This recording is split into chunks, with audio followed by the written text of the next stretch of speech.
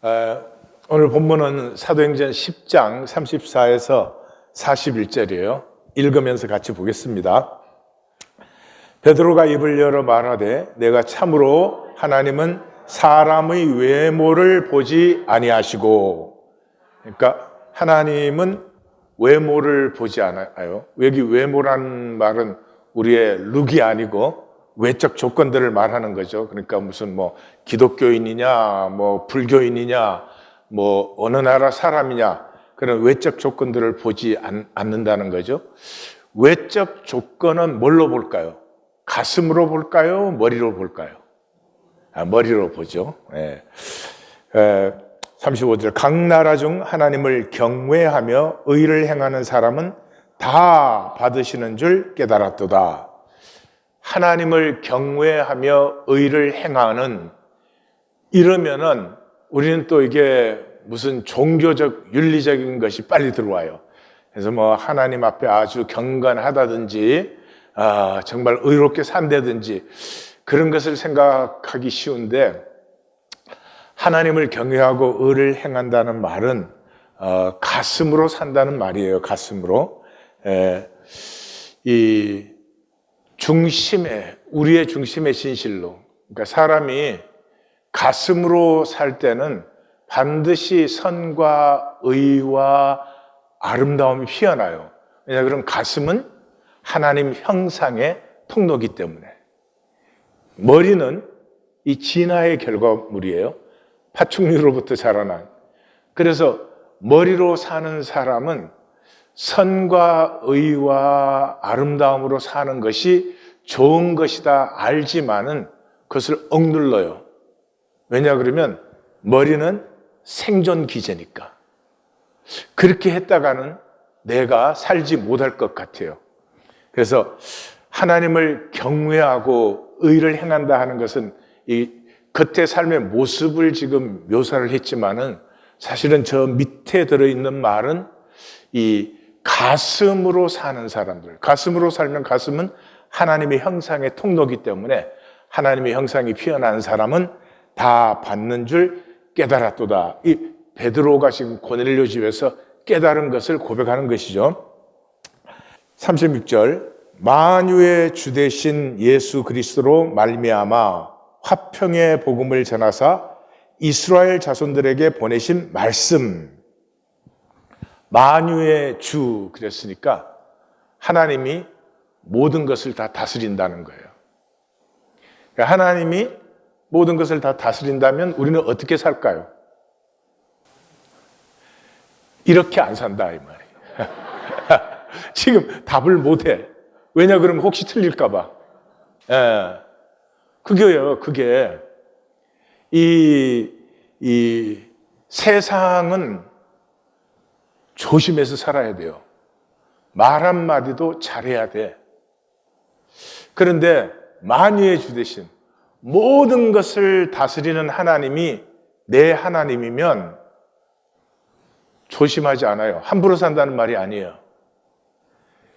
내가 심지어 잘못하거나 틀렸을지라도 하나님은 만유의 주시니까 그 모든 것을 통해서 합력하여 선을 이루기 때문에 내가 잘하냐 못하느냐에 관심이 별로 없어요.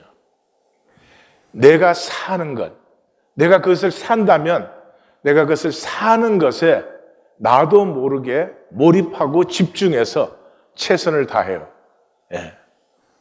그게 만유의 주 하나님을 믿는 삶의 모습이에요.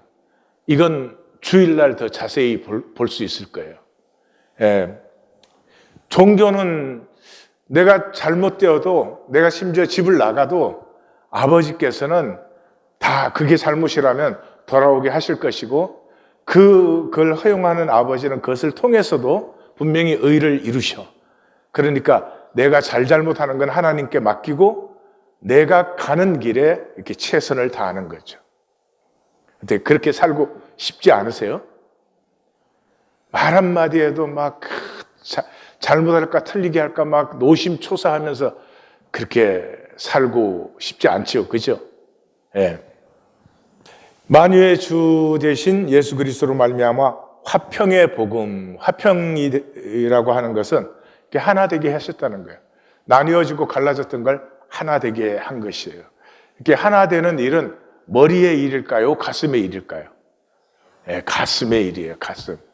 그러니까 이 모든 역사가, 이게 엄청난 역사가 일어나는데, 이게 무슨 우리가 뭘 잘하거나 뭐 열심히 하거나 그런 게 아니고, 우리의 가슴이 열리면 저절로 피어나는 역사를 머리로, 종교인들의 문제는 머리로 그걸 살아보고 싶어요. 머리로 아무리 애를 써도 머리로는 영이 열리지 않아요. 예. 항상 노심초사하지. 예. 그 화평의 복음을 이스라엘 자손들에게 보냈는데, 곧 요한이 이제 그 예수님이 오신 과정을 얘기해요.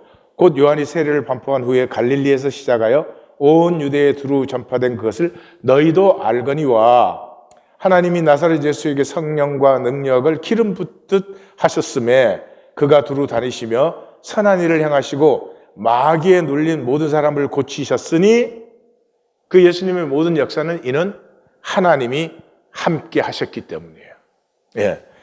하나님이 함께 하는 것은 머리에 함께 하실까요? 가슴에 함께 하실까요? 가슴에. 우린 뭐 자꾸 너무 종교화시켜서 그런데, 그냥 아주 쉬운 말로 그냥 straightforward 하다면은, 가슴으로 사는 사람은, 이 가슴은 하나님 형상의 통로이기 때문에 반드시 하나님과 통하며 하나님이 함께 하시는 임재를 누리게 되어 있다. 우리는 유대인의 땅과 예루살렘에서 그가 행하신 모든 일의 증인이라. 그 예수 그리스도의 가슴을 통해서 이 땅에 나타난 하나님의 역사에 우리가 증인이에요. 그를 그들이 나무에 달아 죽였으나, 십자가는 기독교 용어예요. 예, 사도 공동체는 십자가라는 말 없었어요. 나무에 달려 죽으셨다 이렇게 하죠. 기독교가 된 다음에 십자가라는 말이 생겨났죠. 십자가를 뭐 달기도 하고 걸기도 하고 별짓을 다 하죠. 하나님이 사흘 만에 다시 살리사 나타내시되, 하나님이 부활하신 주님을 나타내셨는데 모든 백성에게 하신 것이 아니요. 모든 사람이 부활하신 주님을 볼 수 없어요. 왜요? 부활하신 주님은 영체니까. 그 머리의 사람은 부활하신 주님의 임재가 느껴지지 않아요. 예, 그래서 교회당을 와도 사람만 보고 사람의 일만 생각하다 가요. 그리고 영적인 성령의 충만이라든지 기름 부음이라든지 뭐 영의 세계가 열린다든지 말씀의 세계가 보인다든지 이런 거 굉장히 원하지만 그건 전혀 되지가 않아요. 왜냐하면 머리로 되는 일이 아니니까. 가슴으로 되는 일이에요. 그래서 모든 백성에게 하신 것이 아니요 오직 미리 택하신 증인, 곧 죽은 자 가운데서 부활하신 그를 모시고 음식을 먹은 우리에게 하신 것이라. 그러니까 부활하신 주님의 영체니까 그 주님의 임재는 누구에게 나타나느냐 하면, 지금 같이 모여서 가슴이 열린 사람들, 부활하신 주님이 계셔도 머리의 사람은 옆에 계셔도 모르니까, 어쩌면 이렇게 툭툭 건드려도 전혀 모를 거예요. 그래서 그를 모시고 음식을 먹은 우리, 굉장히 이상한 표현 아니에요? 예. 뭐, 우리 제자들 뭐 그래도 되고, 그런데 부활하신 후 그를 모시고 음식을 먹은 우리. 음식을 먹을 때 머리를 쓰는 사람은 불행한 사람이에요. 그 분명히 불행한 사람이에요. 제가 먹기 전에 내가 빨리 먹어야 되겠다든지, 또는 음식을 먹으면서 가만히 있으라, 이 돈을 내가 안 내려면 신발끈을 메고 있어야 되나, 모르겠어. 하여튼 음식을 먹을 때 머리를 쓰는 사람은 참으로 불행한 사람이에요. 음식을 먹을 때는 저절로 머리가 다치고 가슴이 열려요. 그래서 식구가 강한 이유가 음식을 같이 먹기 때문에 그래요.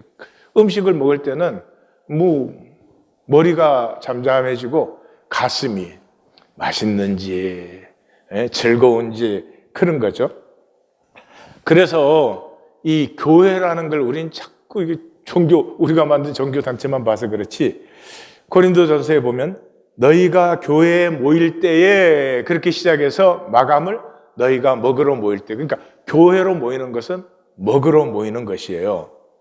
왜냐 그러면 우리가 함께 모여서 뭘 하는 것이냐, 주님이 뭐 하라고 했어요? 약속을 받으라고 했어요. 약속을 받은 하나가 되라 그랬죠. 그래서 우리가 축복하는 바 축복의 자는 그리스도의 피에 참여함이 아니며, 피는 새 언약이에요. 우리가 떼는 떡은 그리스도의 몸에 참여함이 아니냐.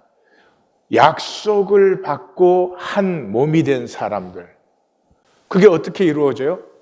함께 먹음을 통해서. 함께 먹을 때 가슴이 열려 가슴으로 피의 언약을 받고 가슴으로 하나됨을 느끼는 거죠.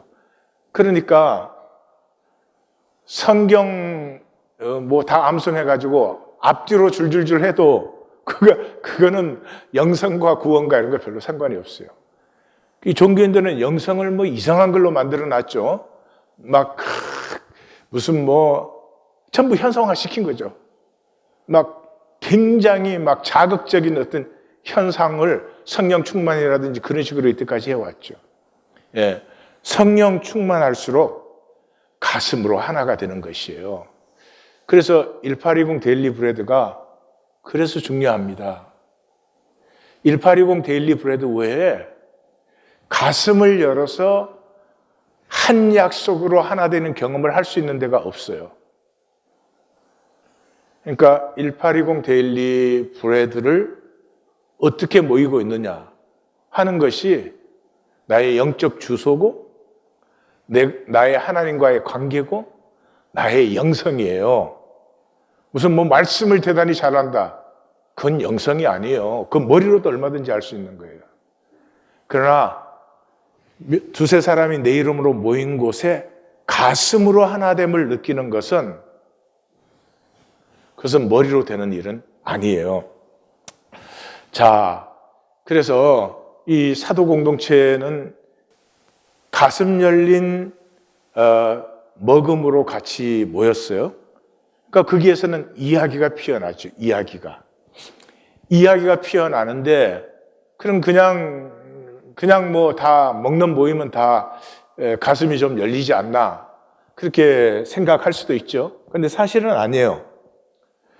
가슴에서 이야기가 피어날 때 하나가 되는 거거든요. 부부가 같이 산다고 하나가 안 돼요. 부부가 하나 되는 것은 가슴 열린 이야기가 통하기 때문에. 자식하고 관계도 다 그런 거죠. 그런데 이 세상에서 사람들은 이야기의 자리에서 사실 이야기를 하는 게 아니라 이야기를 피해요. 이야기를 가지고 자기 선전도 하고, 자기 감출 것 감추고, 척할 것 척하고. 이번 주 본문이 뭐예요? 사람에게 보이려고. 그러니까 그게는 이야기가 아니고 거짓이 피어나는 거죠. 이야기를 하되 가리고 자기 의를 세우고 그런 것을 하는 거죠. 그런데 예일대 연구에서 이거 오래된 연구인데 재밌어요. 식탁을 함께 하는 것과 가족 사이의 그 오해와 갈등의 감소는 정비례한다는 것을 발견했어요. 그러니까 가족들이 같이 잘 먹을수록 오해와 갈등이 내려가는 거죠. 그래서 음식을 같이 먹을 때, 무의식적이지만 가슴이 먹을 땐 열리게 되어 있어요. 그래서 empathy, 공감이 생기는 것이고, 이것이 함께 먹을 때 공감 능력이 올라가고, 방어 기제는 내려가고 그렇게 되어 있어요. 1차 대전 끝나고 나서 굉장히 호황기가 왔어요. 전쟁이 끝나고. 그런데 갑자기 1920년에 대공황이 전 세계에 닥쳤죠. 지금도 그 이유를 똑바로 알 수가 없어요. 많은 학자들이 지금도 연구해요. 그 대공황에 대해서는. 근데 그 대공황이 덮치면서 가난과 전염병과 이런 것에서 부모를 잃고 앤이라고 하는 앤 슬리반이라고 하는 한 소녀가 자기 남동생을 이렇게 부모는 죽고 보호하고 있었는데 그 남동생마저 죽어요. 그래서 얘가 거의 미치는 거죠. 대인기피증에 공황장애에 정신불안에 누가 와서 가까이만 와도 막 기절을 하듯이 놀라고 힘들어하고 그래요. 그래서 이 앤 슬리반, 이 헬렌 켈러의 선생님 됐죠. 앤 슬리반이 없었으면 헬렌 켈러가 없는 거죠. 근데 이 앤 슬리반 얘기를 가지고 만든 연극이 유츠프라카치아는 식문의 이름인데 손을 대면 시들어서 죽어요. 근데 처음에 손댄 사람이 계속해서 손을 대면 이 유츠프라카치아가 살아나는 거예요. 그것을 가지고 이제 이 연극을 만들었어요. 컷을 하나 보여드리겠습니다.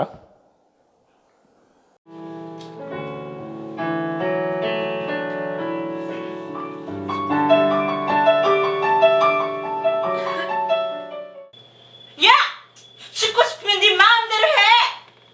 어차피 너 하나 죽어봐야 시체 하나 늘어나는 것 뿐이니까. 다른 애들보다도 애니가 좀 위험한 상태예요. 그때 동생의 죽은이는 거의 미치광이가 돼버렸고요.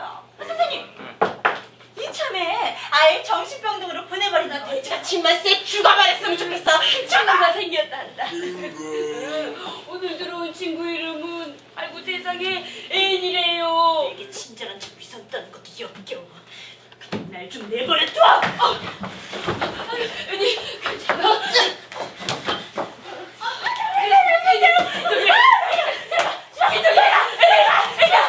미치지 않았어. 단지 마음의 문을 닫아불고 있을 뿐이지. 누군가 와서 열어주길 기다리면서 말이야. 저 유츠프라카차처럼 자기 힘으로는 살지도 못하는 친구. 지금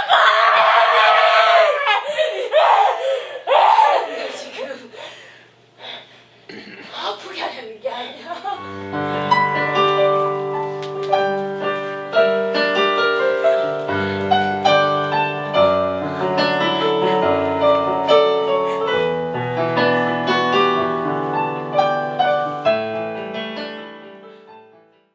저 간호사가 그 앤에게 접근만 하면 그냥 애가 발작을 하는 거예요.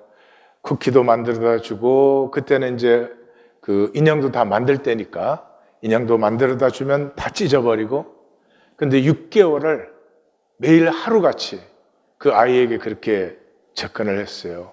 근데 6개월 후에 처음으로 앤이 미소를 지었어요.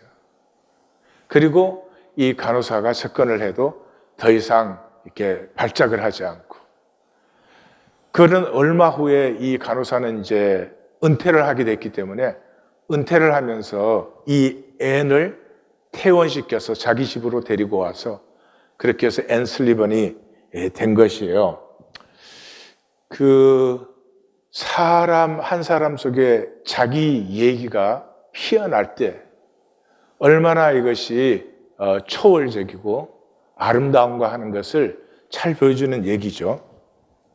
우리가 읽은 오늘 본문은 신약의 사건 중에 가장 긴 사건이에요. 이 사건을 설명하는데 66절이 적혀 있어요. 왜 하나님은 이 얘기, 고넬료가 예수님 믿고 성령을 받았다는 이 얘기 하나 하는데 66절이나 되는 그 긴 이야기를 적어야 됐을까요? 제가 볼 때는 참으로 지긋지긋한 종교. 종교는 중독이에요, 중독. 그게 가스라이딩이 돼 있어요. 그래서 종교가 속이고 스스로 속이고 완전히 거짓의 사람들. 그러니까 거의 성경적으로 얘기하면은 이 세상에서 멸망받는 사람들은 종교인들이다. 그렇게 말해도 틀리지 않을 거예요. 왜냐 그러면 종교는 하나님의 이 모든 영적 역사를 머리로 만들고 조직하고 해석하고 한 것들이거든요. 이 종교를 깨는데 하나님의 안타까운 몸부림이에요. 본문을 읽으면은 하나님이 불쌍해 보여요. 이 사건은 지금 딱 한 가지거든요. 이방인도 구원받을 수 있다. 아니, 그건 너무 당연하잖아요. 이방이든 무슨 인이든 하나님이 창조하셨으니까 당연히 하나님 구원받을 수 있죠. 그런데 유대 종교인들에게는 이 이방인이 구원을 받을 수 있는 것은 있을 수가 없는 일이에요. 있을 수가 없는 일. 그래서 하나님이 이걸 설득시키는데 66절에 거기에 계시의 5대 기제가 반복적으로 나와요. 포네이, 소리라는 뜻인데 이게 이 본문에서 4번 나와요. 그 다음에 말씀, 라가스, 로고스 그러죠? 그게 이 본문에서 또 4번 나와요. 그 다음에 앙겔로스, 천사예요. 천사가 이 본문에서 4번 나오고 10장에서 사실은 대명사로 한 번 더 나와요. 그 다음에 하라마, 이 환상이라는 뜻이에요. 이 하라마라는 환상은 신약 전체 12번밖에 안 나와요. 그런데 이게 사도행전에서 11번 나오고 마태복음에 한 번 나오는 거거든요.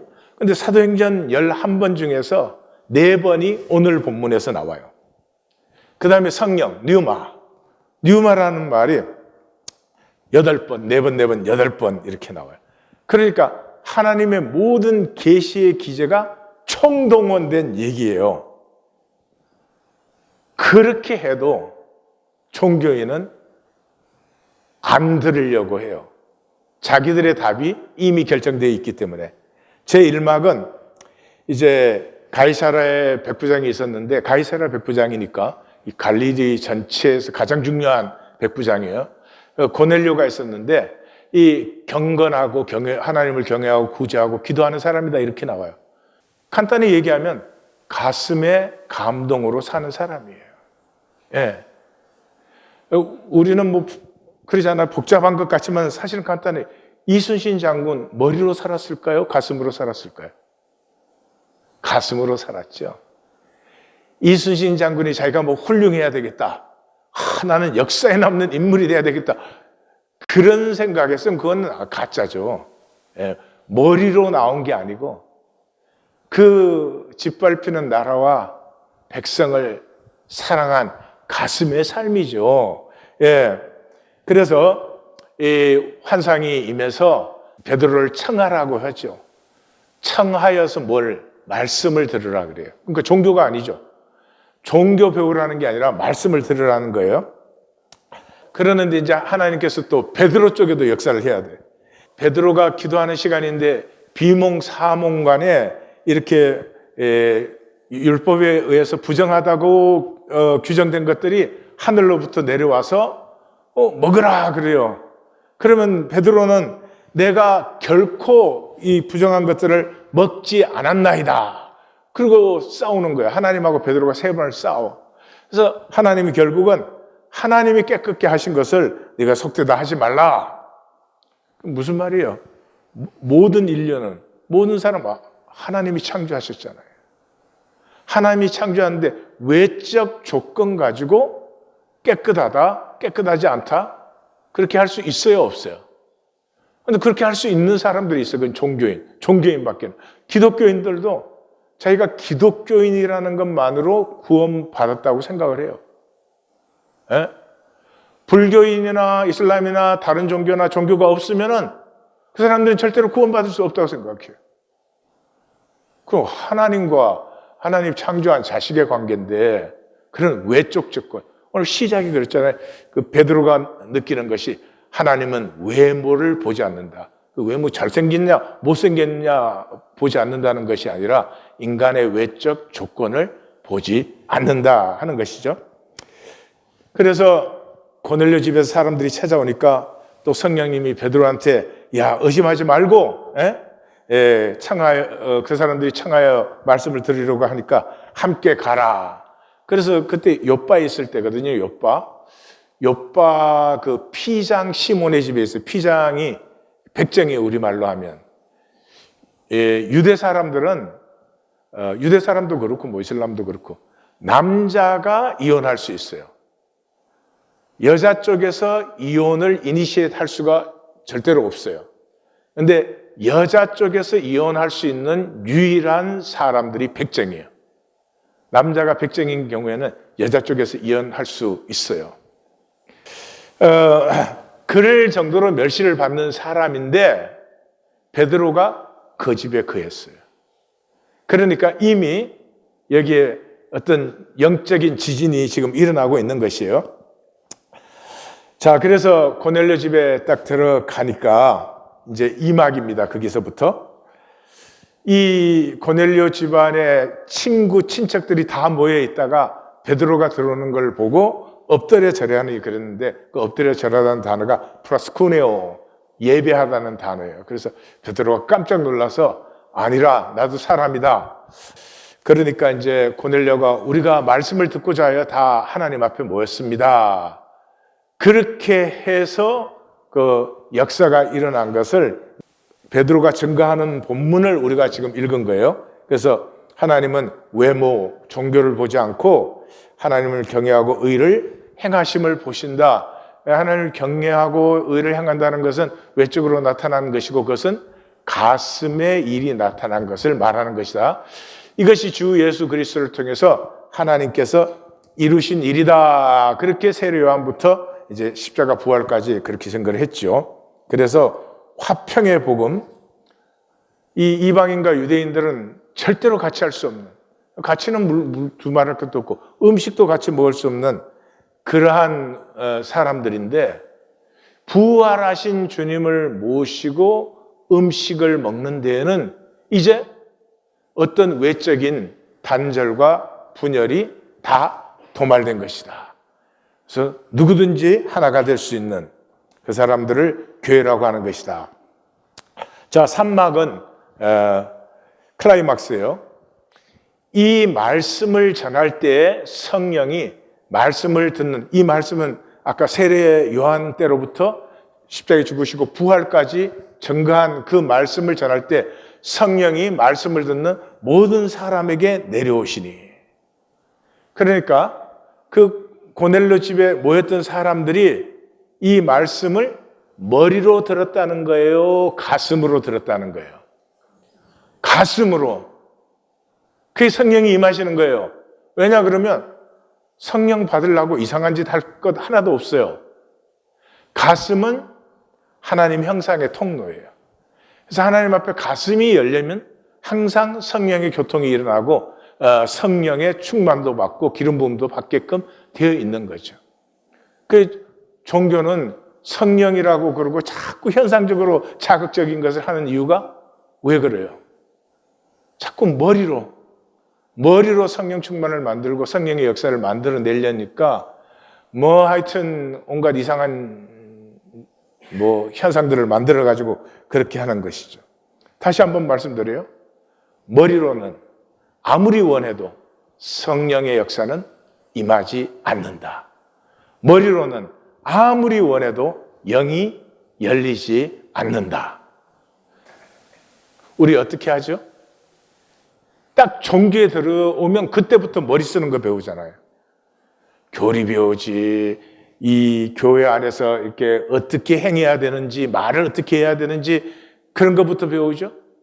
그러니까 이 교회당의 모든 일은 하나님의 일이 마태복음 16장에 의하면 사람의 일로, 가슴의 일이 머리의 일로 전락되어 버렸죠. 가슴은 판단 정죄할까요? 안 할까요? 안 해요.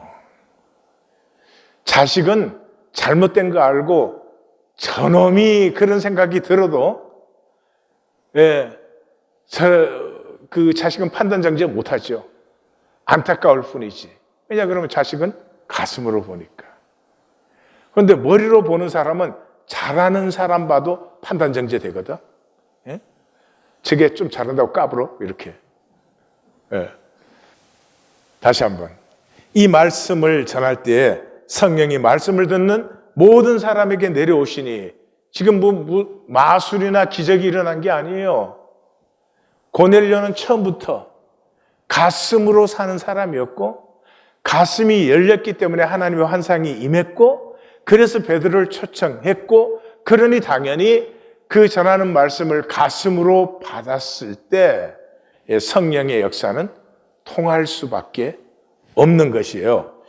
베드로와 함께 온 할례받은 신자들이, 욥바에서 같이 왔던 사람들이 이방인들에게도 성령 부어주심으로 말미암아 논란이 명하여 예수 그리스도의 이름으로 세례를 베풀라 하니라. 그들이 베드로에게 가서 며칠 더 머물기를 청하니라. 세례를 받자마자 성도의 교제가 바로 일어나죠. 왜냐 그러면 가슴의 역사는 항상 하나 되게 해요. 처음 만난 사람도 가슴으로 느끼면 친밀해요. 수없이 만났어도 머리로 만난 사람은 그냥 거래 관계지 친밀감이 일어나지는 않아요. 예. 자, 그래서 이제 대단원에 들어갑니다. 자, 대단원에 들어가기 전에 정리를 합시다. 여러분, 저는 지금 머리로 살지 말고 가슴으로 살아라 그런 얘기가 아니에요. 그렇게 살 수는 없어요. 사람은 누구든지 머리와 가슴 두 가지로 살아요. 우선순위의 문제예요. 가슴이 앞서가야 돼요. 가슴이 앞서가는 사람은 머리를 굉장히 자유케 해요. 그래서 이 머리가 앞서가면은 가슴을 억눌러 버려요. 이 계산 때문에, 정말 작은 계산 때문에 가슴을 억눌러서 굉장히 좁쌀 같은 삶이 돼요. 하늘 그대로의 삶이 되어버려요. 근데 가슴이 앞서 나가고 머리가 따르면 이 머리는 자유해져서 내 안에 있는 것을 풍성하게 케어내게 해줘요. 생명을 광대하게 해주는 것이죠. 자, 대단원에 들어가서 이르되 내가 무할례자의 집에 들어가 함께 먹었다. 10장 28절에서 이방인과 함께 먹는 것은 위법이라고 이미 나와 있어요. 그러니까 너 왜 법을 어겼느냐 하는 거죠. 이 종교인의 질문 한마디에 길고 긴 앞부분, 그 막 베드로에게 하늘에서 환상이 3번 내려와 고넬료에게 환상이 임해, 그래가지고 뭐 초청하고 그 긴 얘기를 다시 해야 돼. 예. 이 본문을 읽으면서 저는 참 하나님의 가슴이 좀 느껴지는 것 같아요. 나 같으면 설명 안 해. 짜증나서 못해. 그 길고 긴 앞부분을 전부 다시 해요. 머리의 삶은 에너지 낭비가 굉장히 심합니다. 자기는 굉장히 똑똑하게 산다고 사는데 에너지의 낭비가 심해요. 사람은, 하나님의 형상의 사람은 무언가 자기가 뭐를 하든지 그게 잘해도 괜찮고 못해도 괜찮아요. 하나님 앞에서는 너 틀리게 하면 죽는다 그런 건 절대로 없어요. 내가 하나님과 통하고 있으면 아무리 잘못 살아도 하나님 그것을 통해서 합력하여 선을 이루어 버려요.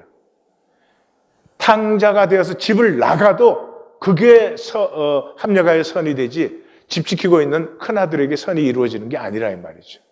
그렇기 때문에 가슴으로 사는 사람들, 하나님을 믿고 가슴이 열린 사람은 자기가 무엇을 하느냐 그건 별로 중요하지 않아요. 내가 바르게 하느냐 그것도 별로 중요하지 않아요. 그러나 무엇을 하든지 집중하고 몰입하고, 그래서 반드시 그것이 잘못된 일이어서 하나님이 끝을 마감을 시킨다 할지라도 그 마감되는 순간까지의 이 모든 과정은 하나님 앞에 유익한 열매를 맺게 되어 있어요. 이게 이제 이 주일날 우리가 좀 볼 것이에요. 그러니까 사람에게 보이려고 하지 말라 하는 본문인데, 사람에게 보이려고 하는 사람은 자기 가슴의 진실로 집중하지 못해요. 맞는 척 해야지, 의로운 척 해야지. 하나님은 우리 보고 어떻게 살아도 좋아, 뭐를 해도 좋아. 너 한번 신명나게 살아봐. 네 잘못된 건 내가 책임질 테니까. 그게 만유의 주 하나님이에요. 모든 것을 관장하시는 하나님이에요. 그런데 이 종교인이 되면은 참 에너지를 온갖 쓸데없는 것에 다 낭비해버리고 삶은 가난하고 째째하고 얕고 별로 살고 싶지 않은 삶이 되는 것이죠. 내가 주의 말씀에 요한은 물로 세례를 베풀었으나 너희는 성령으로 세례를 받으리라 하신 것이 생각났노라. 그런즉 하나님이 우리가 주 예수 그리스도를 믿을 때 주신 것과 같은 선물을 그들에게도 주셨으니 내가 누구에게 하나님을 능히 맡겠느냐. 하나님에게는 유대인이냐 이방인이냐 하는 그런 외적 조건이 아무것도 아니었다. 우리가 성령으로 세례를 받을 때 똑같은 선물 성령 세례가 이방인들에게 임하는데 그것을 우리가 종교로 하나님을 맡겠느냐? 아니라는 거죠. 그들이 이 말을 듣고 잠잠하여 하나님께 영광을 돌려 이르되 그러면 하나님께서도 이방인에게 생명 얻는 회개를 주셨도다. 드디어 예루살렘 교회가 외적 조건이 아니라 하나님과의 관습으로 통하는 사람들이 하나님을 사는 자들이요 하나님을 믿는 자들이요 구원받은 자들이다 하는 걸 확정하고 요담이 본문이 뭘까요? 짐작 한번 해봐요. 요담 본문이 뭘 것 같아요? 안디옥 교회예요. 성경 흐름을 조금 아는 사람은 좀 짐작할 수 있어요.